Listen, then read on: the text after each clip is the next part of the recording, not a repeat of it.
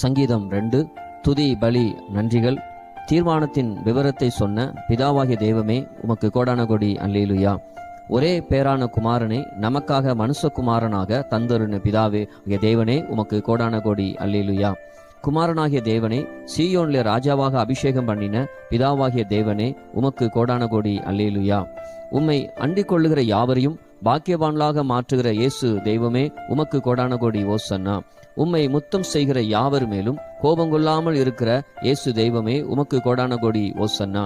உம்மை முத்தம் செய்கிற யாவரும் வழியிலே அழியாமல் இருக்கும்படி செய்கிற இயேசு தெய்வமே உமக்கு கோடான கோடி ஓசன்னா. கர்த்தருக்கு விரோதமாக எழும்பினவர்களை பார்த்து நகைக்கின்ற ஆவியானவராகிய தெய்வமே உமக்கு கோடான கோடி ஸ்தோத்திரம்.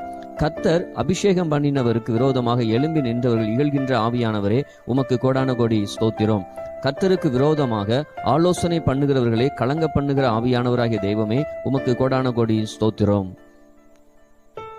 பூமியின் ராஜாக்களை உணரடை செய்கிற தெய்வமே உமக்கு கோடான கோடி நன்றி. பூமி நியாயாதிபதிகளை எச்சரிக்க பண்ணுகிற தெய்வமே உமக்கு கோடான கோடி நன்றி. ஜனங்களை பயத்துடனே நடுக்கத்துடனே கர்த்தரை செய்கிற தெய்வமே உமக்கு கோடான கோடி நன்றி.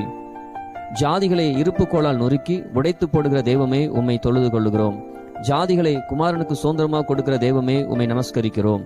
பூமியின் எல்லைகளை குமாரனுக்கு சொந்தமாக கொடுக்கிற தெய்வமே உம்மை வணங்குகிறோம். ஆமேன்.